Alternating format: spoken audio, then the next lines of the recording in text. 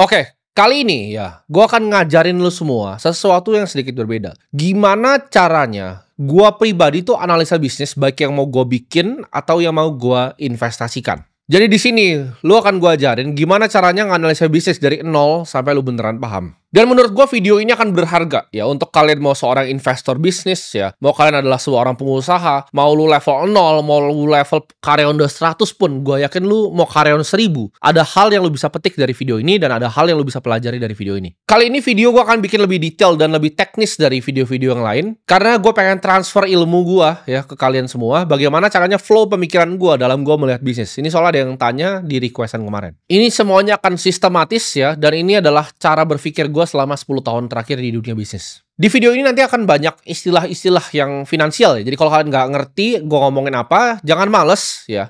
Jangan komen, tapi kalian cari di Google atau kalian cari di AI ya, silakan sana. Gue akan bagi video ini jadi 3 segmen ya. Segmen yang pertama adalah fundamental dari bisnis, 2 adalah pattern keberhasilan, dan yang terakhir adalah jurang bisnis. Jadi kalian tidak perlu ya ikut kelas manapun ya. Ini kalian nggak perlu ikut MBA juga kuliah. Kalian cukup nonton satu video ini. Gue yakin lu bisa analisa bisnis sampai sempurna. Kita akan mulai dengan building block yang pertama, yaitu fundamental dari sebuah bisnis. Lu mau belajar main golf, lu mau belajar main basket, semuanya sama ya. We start with the fundamentals. Kita mulai dari fundamental. Sama seperti bisnis. Kalau lu nggak mulai dengan fundamental yang kokoh, bisnis lu bakal berantakan ya. Dan kedepannya lu investasi bisnis, lu nggak ngerti fundamental bisnis itu apa ya, lu investasinya pasti berantakan. Fundamental dari bisnis yang pertama itu adalah capital allocation. Sebuah bisnis itu adalah sebuah mesin, ya, mesin yang bisa menghasilkan uang. Jadi hal terpenting ya, yang pertama fundamental dari seorang pebisnis atau bisnis yang kalian mau investasikan adalah bagaimana caranya mereka mengalokasi capital. Gimana cara mereka mengalokasi uang yang mereka punya. Dalam mengalokasi capital ya, hanya ada 4 cara ya. Kalau kalian punya bisnis atau kalian mau berinvestasi di bisnis, dalam bisnis itu mengalokasi yang namanya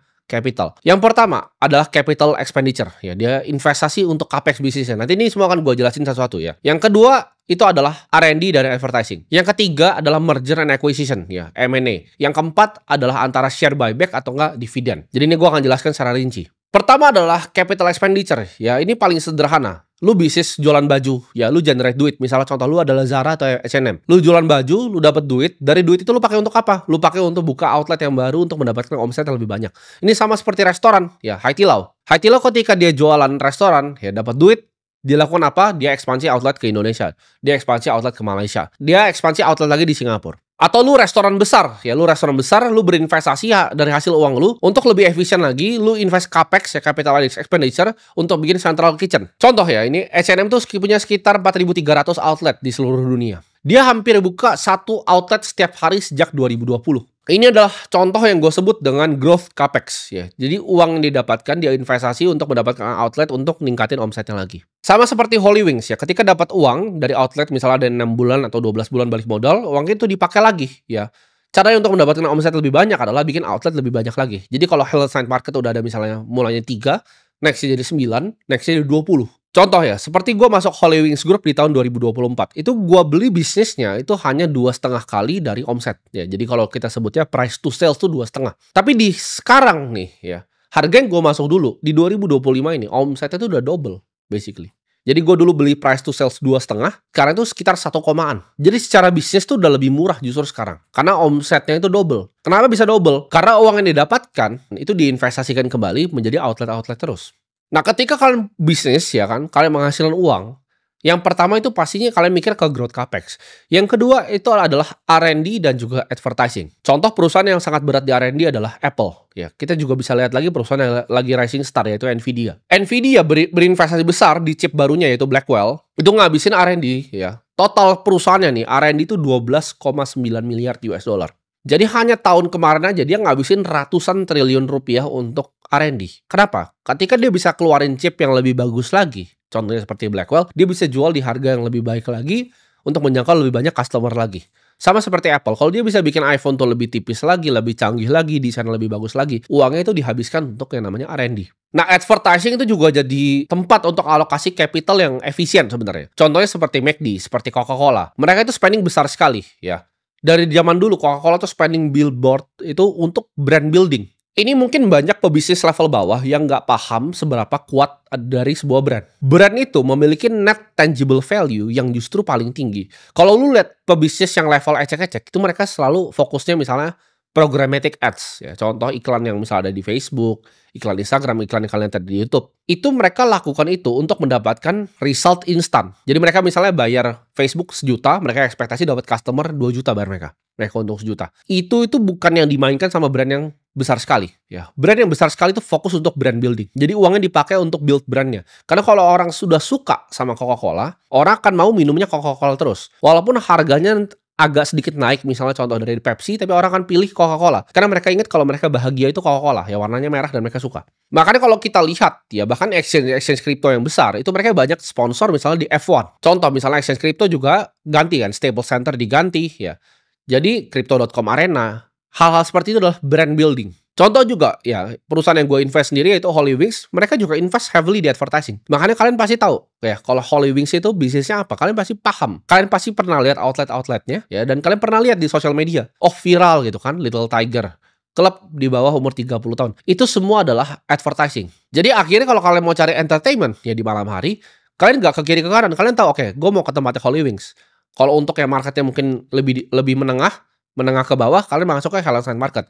Kalau marketnya A+, kalian ke H Club di SCBD. Kalau misalnya kita lihat tadi, growth capex ya yang pertama. Kalau kita berinvestasi untuk capex seperti pembukaan outlet, itu top line-nya jelas ya. Jadi revenue-nya itu jelas. Sedangkan kalau kadang R&D dan advertising ini, kadang nggak kelihatan di depan mata. Kadang advertising bisa dibuang 10 tahun tanpa kelihatan hasilnya. Atau contoh misalnya R&D ya. Ini R&D ada contohnya sendiri nih di sebelah gua ya. Ini pasti nggak kelihatan, tapi ini ada air purifier di sini gua punya.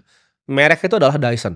Jadi kalau kalian tahu Dyson itu apa? James Dyson itu prototipe bikin 5.200 prototipe yang gagal. Sebelum dia berhasil bikin Dyson yang pertama yang sukses. Jadi R&D-nya itu puluhan tahun. Nggak menghasilkan apa-apa. Selama 15 tahun dia coba, itu nggak ngasilin apa-apa. Ya. Makanya sekarang semua cewek ya mimpinya itu adalah punya hair dryer yang Dyson. Air purifier juga kalau lihat di kantor-kantor yang bagus itu adalah Dyson semua. Dan uniknya berbeda dengan growth capex ya. Kalau misalnya kita lihat R&D dan advertising ini adalah suatu cost yang gampang sekali dipotong ketika perusahaan itu mengalami kesulitan finansial. Kalian lihat divisi apa sih yang pertama untuk di scale down? Yang pasti adalah divisi advertising dan marketing pasti. Karena itu variable cost ya. Itu paling gampang dipotong ketika bisnisnya ini mengalami misalnya krisis gitu. Krisis keuangan paling gampang ya udah potong aja advertising, jeder. Secara fundamental tidak akan terlalu berubah bisnisnya. Nah, capital allocation yang ketiga, ya kan kita udah bahas tadi growth capex, kita bisa pakai investasi untuk balik ke bisnis yang terlalu bikin central kitchen, kita bisa bikin outlet lebih baru. Yang kedua tadi kita udah bahas juga ya bisa R&D, bisa seperti Dyson ini, bisa seperti Nvidia, bisa seperti Coca-Cola di advertising. Yang ketiga adalah merger and acquisition. Atau biasa disebutnya kalau orang-orang consulting itu bilangnya M&A. Nah, ini adalah suatu capital allocation yang gue pribadi itu kurang suka. Ya. Jadi gue kalau lihat perusahaan yang suka M&A, ini gue biasanya hindarin. Karena M&A itu kebanyakan jadi capital distractor. Ngancurin capitalnya dan ngancurin shareholder value. Contoh yang berhasil tuh Disney akuisisi Pixar di 2006. Ya, jadi M&A itu apa? Ketika ini ada perusahaan besar, ya, ini ada perusahaan besar lagi, mereka bisa merger. Atau ada perusahaan besar, lihat perusahaan yang kecil yang bisa jadi saingannya, atau yang bisa sinergi dalam bisnisnya, dia caplok untuk diakuisisi. Tapi dari sekian banyak yang berhasil nih sebenarnya dalam sejarah dunia ya, kebanyakan yang gagal melakukan M&A ini. Nggak banyak yang berhasil ya. Bisnis yang besar, yang bisa retain shareholder value itu nggak banyak yang melakukan M&A secara konsisten dan berhasil terus. Contoh, banyak yang biasanya banyak gagalnya dulu baru justru berhasil. Microsoft tuh tahun 2013 dia akuisisi Nokia dan itu ya kita tahu lah gagal total. 2016 dia akuisisi LinkedIn dan juga sekarang OpenAI yang berhasil. Tapi kebanyakan dari yang diakuisisi sama Microsoft ini jadi kegagalan total. Dan ini 2013 ketika Microsoft itu acquire Nokia, itu ngehancurin banyak sekali shareholder value. Dibanding dia melakukan yang keempat nanti yang gue membahas capital allocation ini. Jadi kalau tanya, lu prefer perusahaan yang seperti apa? Yang fokus di growth capex, R&D advertising, atau justru yang suka M&A? Gue akan jawab, gue suka perusahaan yang udah pasti, dia growth capexnya. Misalnya perusahaan seperti H&M, ya. Itu gue suka banget. Cepet banget. Ketika COVID malah, orang kan pada takut buka outlet. Tapi ketika COVID, dia lihat itu sewanya murah, dia hajar. Buka sehari satu. Gue suka tuh. Perusahaan yang seperti itu. Jadi preferensi pribadi gue biasanya avoid bisnis yang heavy-nya justru di M&A. Menurut gue tuh artinya biasa mereka tidak tahu apa yang sedang mereka lakukan dengan capitalnya. Nah, dan capital allocation yang keempat atau terakhir, ya ini jadi secara fundamental. Memang cuma ada 4 cara, ya tidak ada cara lain. Cara terakhir adalah antara share buyback atau dividen ke pemegang saham. Jadi uang sisa yang udah tidak bisa ke growth capex, ya, misalnya Hollywing sudah tidak bisa buka outlet lagi, sudah tidak efisien untuk buka outlet lagi, itu bisa dibagikan ke para pemegang saham. Kalau udah TBK itu bisa buyback, ya, dibeli di pasar lagi sahamnya, atau dibagikan secara dividen. Nah, ini kalau di luar negeri ini udah jadi hal yang lumrah ya untuk dibagikan secara buyback ya. Kalau kita lihat perusahaan-perusahaan yang sering buyback itu seperti Apple, seperti Nvidia. Mereka kalau ada laba bersih yang tidak dipakai untuk antara R&D, growth capex, mereka beli lagi sahamnya di publik. Seperti Exxon kita lihat itu banyak sekali melakukan buyback. Tapi kalau perusahaan-perusahaan non TBK seperti misalnya Bloomberg ya, mereka akan bagikan dalam berupa dividen ke para pemegang sahamnya. Jadi sedikit rekap ya, fundamental yang pertama, ya ini baru fundamental yang pertama, ya, yaitu capital allocation. Nah, capital allocation ini bisa dilakukan dengan 4 cara. Growth capex, R&D dan advertising, ya, M&A, dividend and buyback. Fundamental yang kedua, ya dalam gue bisa melihat sebuah bisnis dan gue menganalisa bisnis gue sendiri, yaitu return on capital. Ini adalah ukuran seberapa bagus perusahaan itu menggunakan capital yang dimilikinya untuk menghasilkan keuntungan lebih lagi. Sederhananya itu. Nah, dalam melihat profitabilitas return on capital ini, ada 2 yang gue paling suka untuk ukur. Sebenarnya ada banyak cara, cuman ini yang gue pribadi paling suka. Ya, ada 2 cara. Yang pertama adalah asset turns. Ini mengukur intensitas asetnya suatu bisnis. Maksudnya apa? Bisnis itu ya makin berat asetnya, itu akan diukur ya, return on capital investednya berapa. Contohnya, lu punya restoran, tapi lu beli semua tanahnya, ya, lu bangun semuanya, itu kan jadi mahal tuh. Growth capex-nya tuh jadi mahal. Itu bukanlah bisnis yang seksi. Bisnis yang paling seksi, kalau bisa tanahnya lu kerja sama orang, lu tidak memiliki tanahnya, lu cuma bangun doang, terus lu bisa mulai jualan. Nah, ini disebut dengan bisnis yang asset light. Contohnya seperti Domino Pizza, ya. Lu kalau lihat sahamnya Domino's Pizza itu terbang tinggi sekali. Kenapa? Karena dia pakai sistem franchise. Dia sangat asset light. Perusahaan yang asset light ini yang paling seksi. Contoh, Bluebird itu punya banyak mobil. Itu nggak seksi, itu nggak asset light. Tapi perusahaan, ya, seperti Uber, itu asset light. Dia nggak punya mobil sama sekali, orang yang pakai mobilnya cuma lewat aplikasi. Bisnis yang tidak perlu capital lebih lagi untuk misalnya membuka cabang atau mendapatkan top line ini sangat-sangat seksi. Jadi kalau misalnya perusahaan-perusahaan seperti Domino's Pizza dengan franchise model, atau kita lihat perusahaan software seperti Netflix, asetnya itu intellectual property. Ketika dia dapat duit, investasinya adalah untuk bikin film atau akuisisi film dari Hollywood. Dia tidak perlu bikin sistem yang berbeda, mau itu 10.000 subscriber atau sekarang misalnya 100 juta yang subscribe Netflix di seluruh dunia. Sistemnya itu sama persis, filmnya sama persis. Jadi tidak ada marginal cost of replikasinya. Nah, ini adalah bisnis aset light yang seksi banget. Contohnya lagi seperti Hilton Hotel. Kalau kalian lihat banyak hotel-hotel, itu bukan mereka yang bangun gedungnya. Mereka cuma manajemen. Nah, ini bisnis yang aset light ini bisa dievaluasi dengan price to earning yang sangat tinggi. Contoh lagi, Hollywings pun sama ya. Kita bisa kerja sama pemilik tanah untuk bagi hasil akhirnya. Jadi kalau kita mau lihat return on capital, itu kita lihat aset turn-nya. Ini bisnis yang aset light dulu atau aset heavy. Yang kedua adalah profit margin.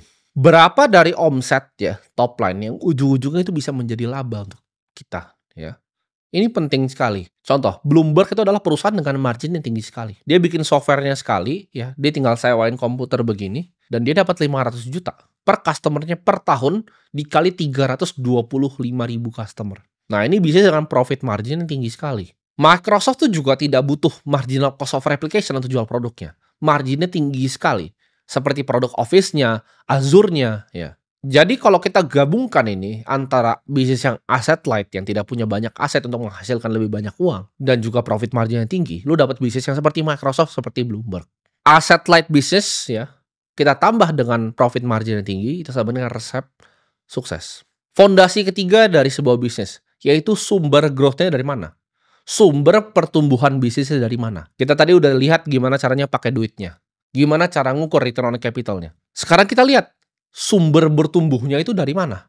Growth yang paling gampang kita lihat ya, kalau bisnis-bisnis besar adalah ekspansi secara geografis. Contohnya seperti apa? Seperti Netflix. Dia semua orang, lu mau di Jamaika lu bisa pakai, lu mau di Nigeria sekalipun lu bisa pakai Netflix.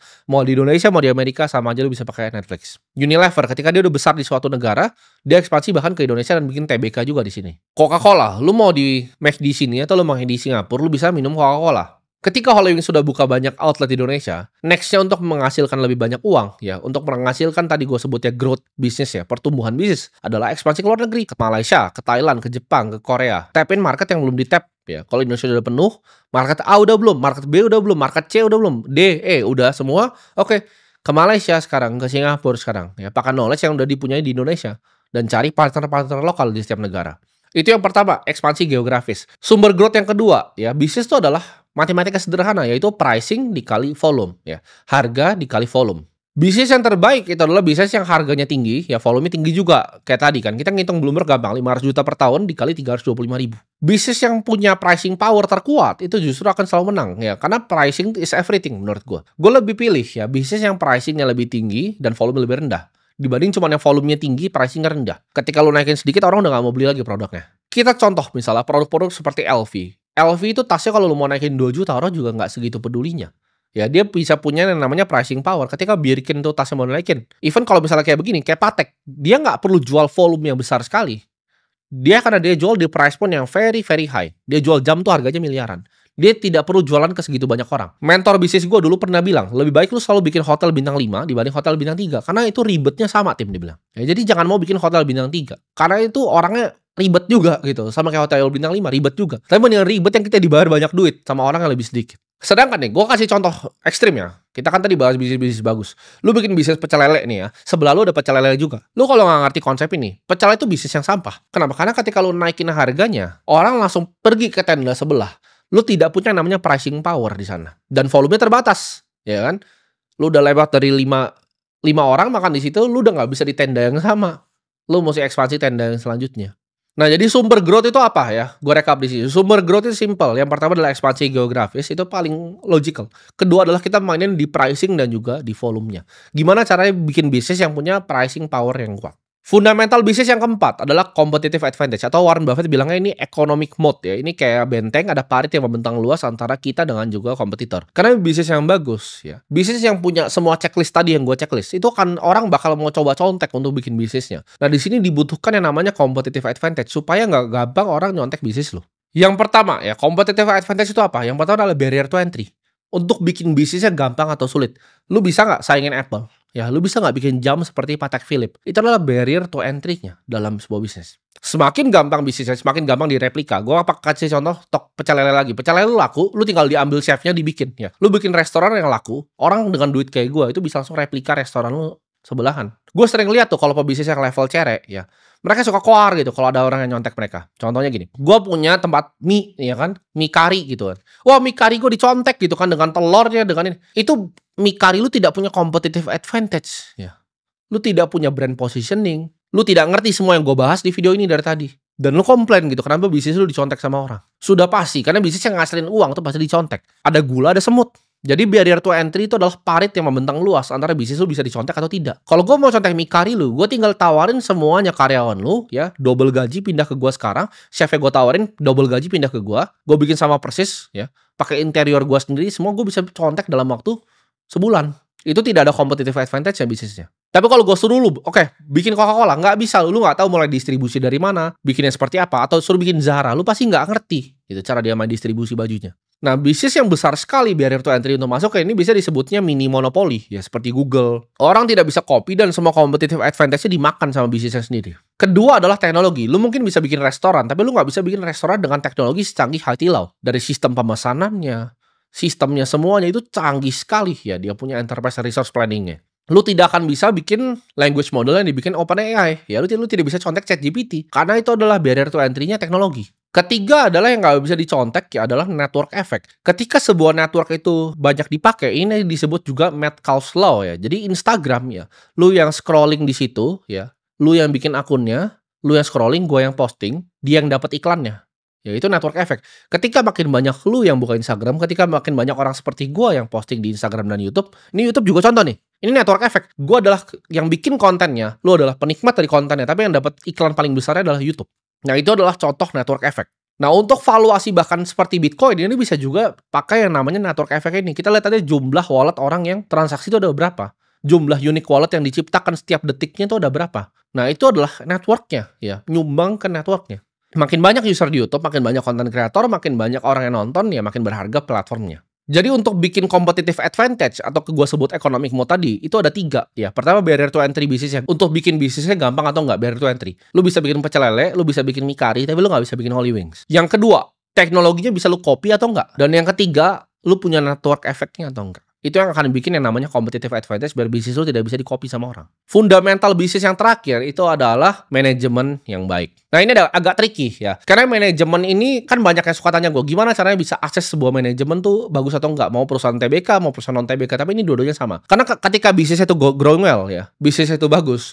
Kadang manajemennya dipuji, oh manajemennya hebat, bla bla bla. Contoh misalnya Bank BCA. Bank BCA itu bagus, direkturnya masih dipuji. Wah hebat ini direktur segala macam. BRI juga sama, BRI bagus, direktur akan dipuji. Tapi ketika kinerjanya menurun ya, sama manajemen akan dibilang, oh ini manajemennya nggak kompeten. Jadi ini kayak agak susah untuk dijudge. Karena ketika bisnisnya bagus dibilang karena manajemennya, ketika jelek misalnya karena cyclical itu akan dibilang karena manajemennya juga. Tapi gue punya beberapa fundamental yang bisa gue share ke kalian gimana caranya gue pribadi itu melihat manajemen. Yang pertama adalah fokus dan disiplin. Gue suka lihat manajer ya, manajer operator sebuah bisnis ya, yang taruh 100% hatinya di bisnisnya, yang fokus, disiplin dan konsisten. Manajer yang nggak fokus, mereka akan melakukan yang namanya value destruction. Mereka akan menghancurkan value di dalam bisnis itu sendiri. Contohnya seperti tadi, melakukan M&A yang nggak jelas gitu. Bisnisnya sudah besar, dia nggak fokus di bisnisnya, dia shopping spree, cedera beli bisnis yang kecil, nggak fokus. Akhirnya shareholders value turun. Ya, ini contoh manajemen yang tidak fokus, tidak disiplin dan juga tidak konsisten. Manajer yang jago juga itu punya pemikiran long term ya. Mereka tidak menghancurkan potensi growth di masa depan untuk apa yang mereka bisa mendapatkan secara cepat. Ketika dapat uang, mereka fokus untuk growth capex dulu. Mereka fokus ya untuk tadi melakukan hal-hal yang gue ajarin. Kapital alokasinya mantap gitu loh. Growth capex, R&D kita, advertising, kita dividen, buyback lagi. Dia nggak shopping spree nggak jelas begitu. Karena biasanya orang melakukan akuisisi untuk caplok bisnisnya. Itu kayak cara curang itu, caplok bisnis lain untuk taruh di omsetnya, pendapatan bisnis barunya. Tapi ini menggunakan capital yang besar gitu. Jadi shareholders value gue bilang tadi hancur.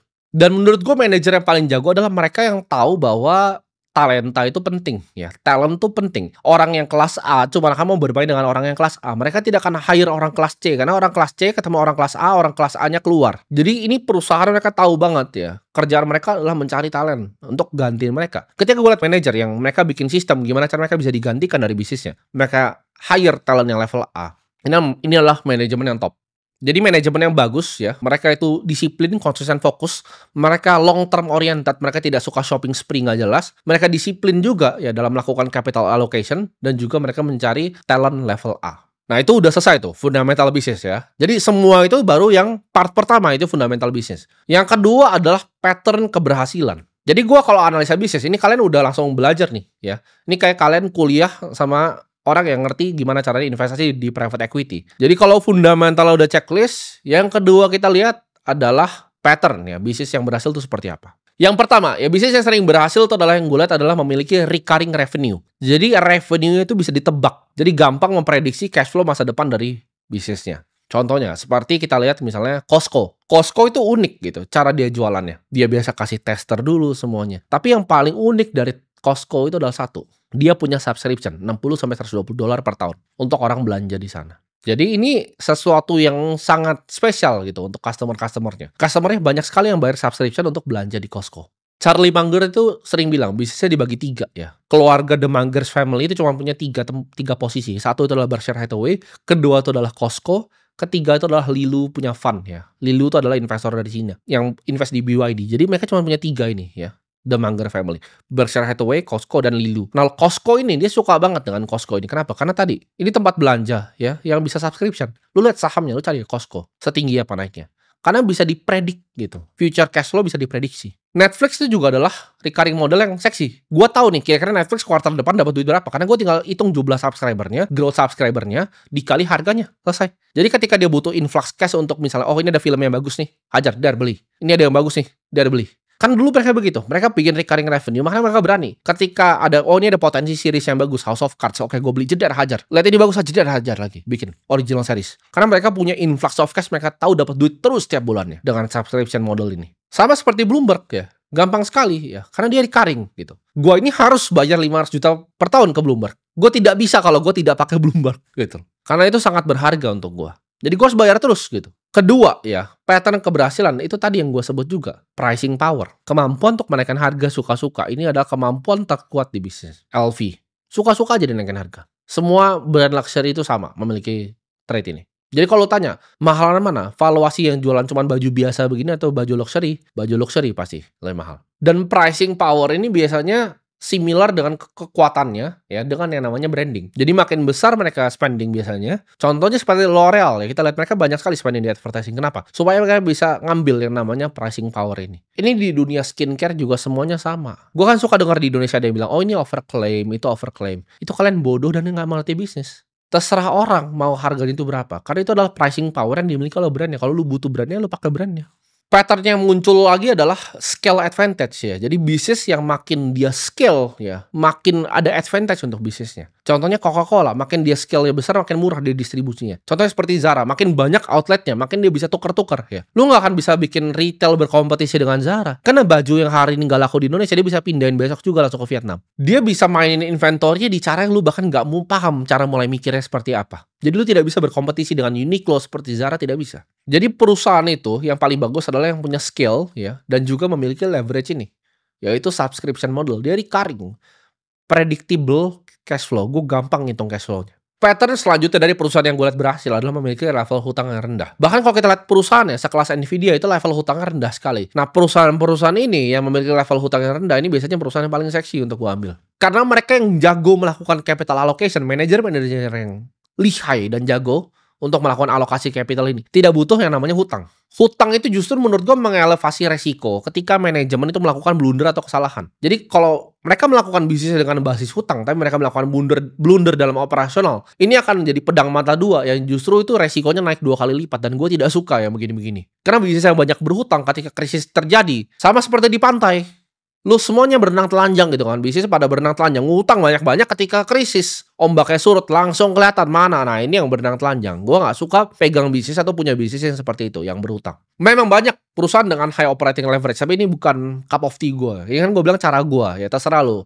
Kalau lu mau belajar kayak private equity yang suka doyan mainnya pakai M&A dengan leverage buyout ya suka-suka lu. Tapi gue sangat menghindari yang namanya hutang. Dan kita akan masuk ke segmen bisnis yang terakhir. Ya kita udah belajar fundamentalnya. Kita belajar juga pattern keberhasilannya. Sekarang kita lihat jurangnya ya. Jadi kalau udah tahu fundamental ya kan, lu tahu pattern, oh ini yang berhasil enggak, ini recurring, oke? Ini yang mana yang berhasil, yang punya pricing power. Nextnya adalah apa? Kita lihat kemungkinan dia matinya. Karena nggak bisa cuma positif, lu harus lihat kemungkinan dia matinya. Jurangnya dari bisnisnya apa? Nah jurang bisnis yang pertama ini gue akan kasih nama sindrom boiling frog ya. Sindrom kodok yang direbus. Jadi kodok itu kalau direbus dia kagak tahu dia tuh lagi direbus ya. Dan tiba-tiba mati aja begitu dia kan, mati mateng gitu kan, diam aja gitu kan. Air tambah panas ya ngasuh. Nah jangan jadi bisnis yang boiling frog ini. Bisnis itu harus grow ya, 10% per tahun, 20% per tahun. Bisnis yang tidak berkembang tahun ke tahun adalah bisnis yang mati. Jadi lu kalau punya bisnis nih, omsetnya 100M. Tahun depan itu nggak jadi 110, nggak jadi 120. Tapi justru turun jadi 60. Itu lu udah jadi kodok yang direbus. Jangan lu tunggu lagi tahun depan, yang penting sama lagi seperti tahun lalu. 60 lagi, jadi 100, 60. Nextnya itu 40, 30, 20, 0 habis itu ya. Bisnis yang tidak berkembang atau bisnis yang stagnan adalah bisnis yang mati. Ini kalian harus camkan di otak gitu.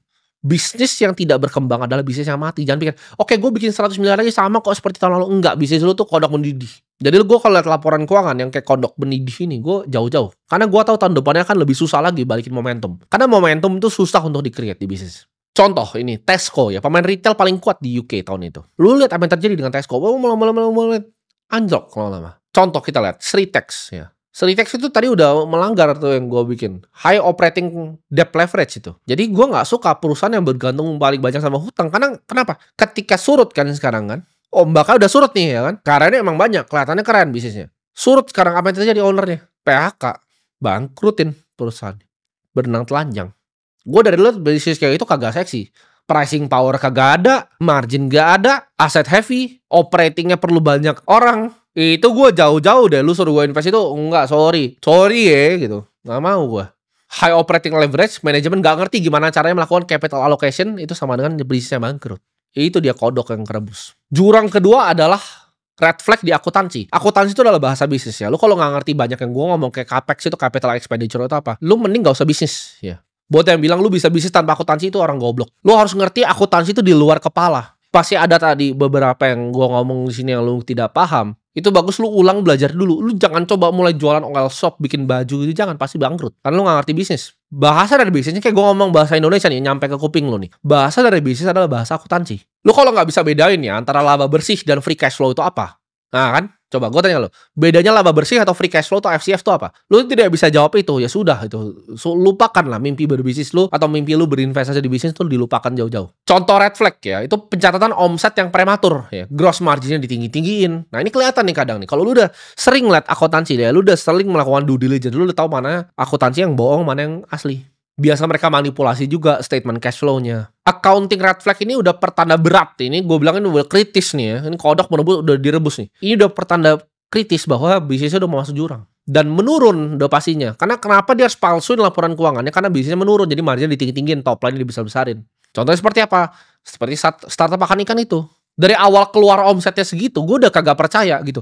Gue orang bisnis, gue bukan orang goblok. Gue pasti tahu ini nggak bener. Dan bahkan nih kalau lucu ya, di komunitas teman-teman gue yang pengusaha juga, kita udah ngomongin jauh sebelum beritanya keluar bahwa ini startup penipuan. Kita udah tahu itu penipuan. Kenapa? Karena kita orang bisnis, kita bukan orang goblok gitu. Kita tuh sama-sama orang yang punya bisnis yang omsetnya triliunan juga. Gak mungkin jualan begitu triliunan gitu loh. Kita tahu seberapa besar duit triliun tuh, omset triliun tuh besar sekali gitu. Kita harus bikin outlet banyak sekali gitu, jualan banyak sekali botol gitu untuk dapat duitnya segitu. Ini cuma bikin pakan ikan duitnya triliunan, itu pasti fraud.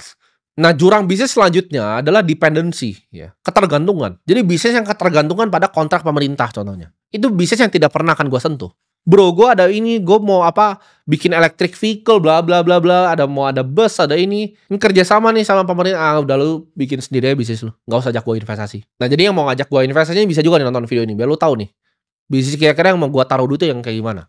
Begitu tuh nggak akan pernah gue sentuh ya. Bro, ini begini nanti terminnya udah, nggak usah. Gue tidak mau punya perusahaan yang suatu waktu ya top line-nya itu bisa berubah karena kebijakan politik itu berubah. Jadi bisnis gue berubah enggak? No thank you. Jurang bisnis selanjutnya adalah inovasi teknologi. Ketika bisnisnya tidak bisa berkembang secara teknologi, Nokia tidak bisa berkembang, BlackBerry tidak bisa berkembang, itu digantikan seperti perusahaan-perusahaan seperti Apple. Sama seperti Tesla, kalau mereka kalah bakar duit sama BYD, mobilnya udah bisa lompat-lompat, udah bisa masuk air, udah bisa muter, bakal mati Tesla. Lu akan lihat nih, Tesla akan mati gue bilang. Penjualan di Cina yang pertama akan mati itu di Cina dulu. Cina bisa mati, Eropa juga mati, karena Cina masukin mobil ke Eropa, ya itu lalu di US mati. Gak perlu cenayang gue untuk lihat Tesla tuh perusahaan yang gagal pasti ke depannya. Karena dia main di game manufacturing. Kan dia energi kan dulu.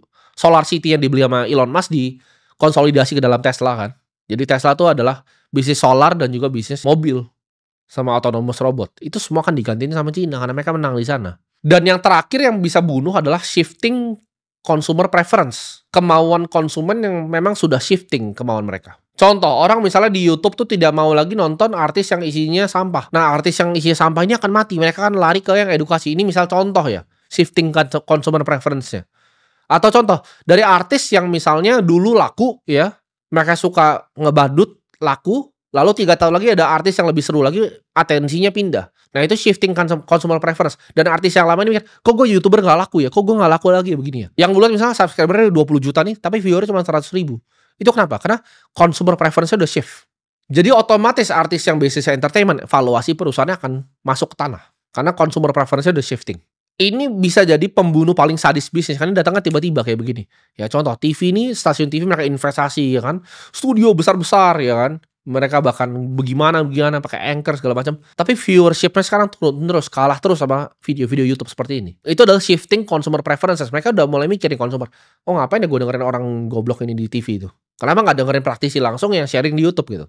Nah itu udah mulai berubah tuh behavior konsumernya. Contoh, ke depannya menurut gue kan konsumer itu akan males untuk transfer 200 juta doang gitu ke luar negeri. Itu nunggu 7 hari gitu loh. Atau mau transfer 1 miliar ke saudara sendiri itu susah. Mesti datang ke bank dulu untuk transfer. Itu nanti consumer preference akan berubah. Orang akan mau pindah ini, oke?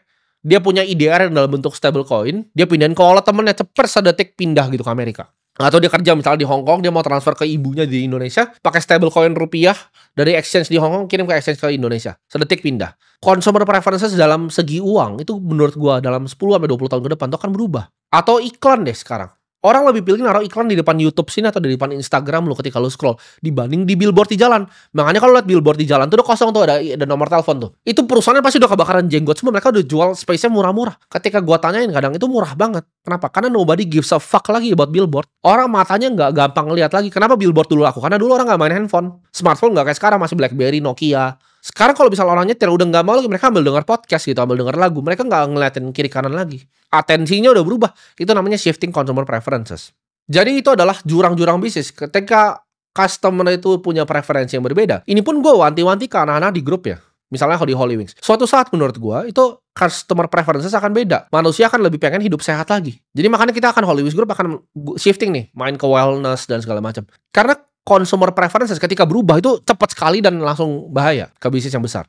Jadi antara bisnis itu bisa beradaptasi atau mereka mati. Jadi kalau lu master 3 ini ya seorang bisnis. Makanya gue bisnis apakah gampang atau sulit? Sulit. Gue tanya, ada nggak bisa guru bisnis yang ngajarin lu begini gitu, yang buka-buka kelas bisnis tolol itu ada yang bisa ngajar seperti ini? Nggak ada, karena mereka nggak punya bisnis yang triliunan. Mereka tidak tahu cara operasi bisnis triliunan. Mereka tidak punya fund yang berinvestasi di bisnis yang triliunan. Itu semuanya sudah gue lakukan gitu loh. Jadi ini semua based on expertise gue, based on experience gue. Lu master 3 ini, capital allocation, lu lihat misalnya gimana caranya bisnis yang sukses itu seperti apa, contoh-contohnya, dan lu lihat jurangnya ini apa aja. 3 ini lu master, lu akan jadi investor yang sangat jago. Lu tidak perlu baca buku apapun, lu tidak perlu belajar dimanapun. Lu tonton video ini ulang 20-30 kali sampai masuk ke otak lu, sampai lu paham. Lu bikin bisnis sendiri based on semua yang gue ajarin di sini. Bisnis lu 100% sukses. Kira-kira gimana caranya flow gue berpikir sebelum gue melakukan keputusan investasi, sebelum gue naruh duit gue dimanapun, ini cara gue berpikir. Dan buat teman-teman semua yang lagi mulai bisnis atau mulai investasi, coba lu tulis ini semua ya. Jangan cuma lu nonton, karena lu gak akan paham ini kalau cuma lu nonton. Lu harus ambil kertas, ambil buku, lu catat gitu loh. Lu catat pakai bolpen sama kertas. Oke, ini apa aja capital allocation tuh ada 1, 2, 3, 4 gitu. Tulis gitu. Nah dari 1 ini apa, 2 apa, 3 apa, 4 apa. Itu lu checklist semua tuh nanti ketika lu bikin bisnis atau lu mau berinvestasi ke bisnis gitu loh. Ini jurangnya ini consumer preference bisa shift kemana nih. Jadi ya ini ya kira-kira pengalaman gue sekitar 10 tahun terakhir ya. Sebagai orang yang dari 0 sampai bisa bikin bisnis triliunan, sharing ke kalian tentang bisnis. Jadi nggak perlu ya yang namanya coach bisnis tai anjing itulah. Nonton video ini ulangin 20 kali, praktekin, gue yakin hidup lu berubah.